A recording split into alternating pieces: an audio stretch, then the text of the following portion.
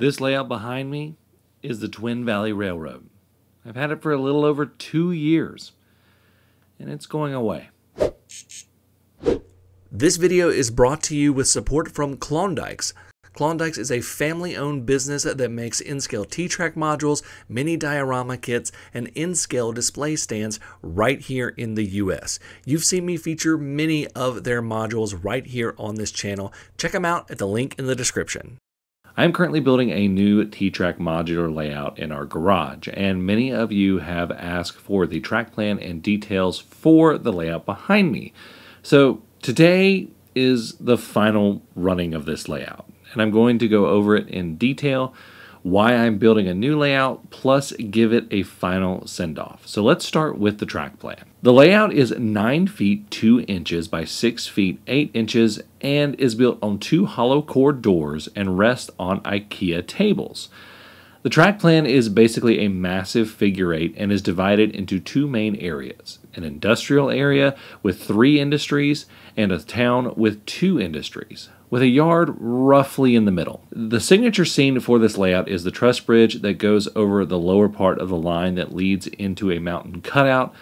The key to making this layout feel as big as it does is that there is no point where you can see the entire main line. The town, known as West Valley, has a cement distributor and a lumber yard. The industrial park, known as East Valley, has a chemical plant, a distribution warehouse, and a small scrap business. The East Valley Industrial Park is surrounded by a double-track main line with double crossovers at each end. This serves as the only runaround on the layout. The industrial area has 2 sidings for the chemical plant, 1 siding for the scrap facility, and 1 siding for the warehouse, though the extra track on that siding is often used as an ad hoc transload track. Crossing a low ridge, you come across the Twin Valley Yard. It's a small yard that sees both Norfolk Southern and CSX traffic.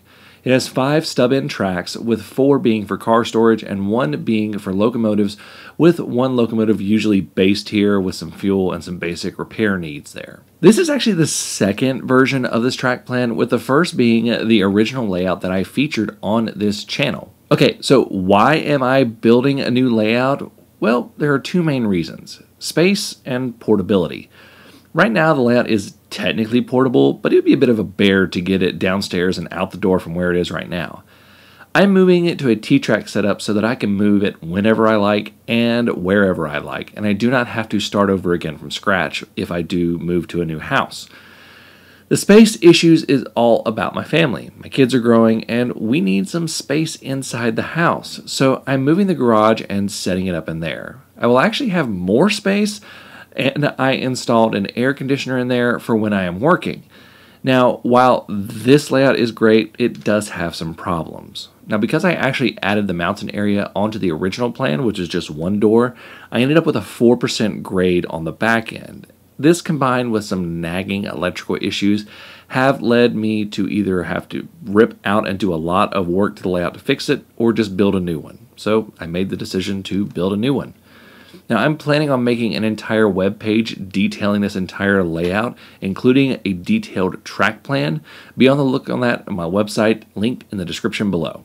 Okay, this is going to be the last ride of this layout. Now, you will see it a few more times behind me and maybe with some trains on it, because I've shot some videos that still need to come out that have scenes on this. But this is the grand finale. A lot of you found my channel while I was building this layout, so it's pretty special to me and this channel. So for the grand finale, we're going to give it a final salute with a parade of trains.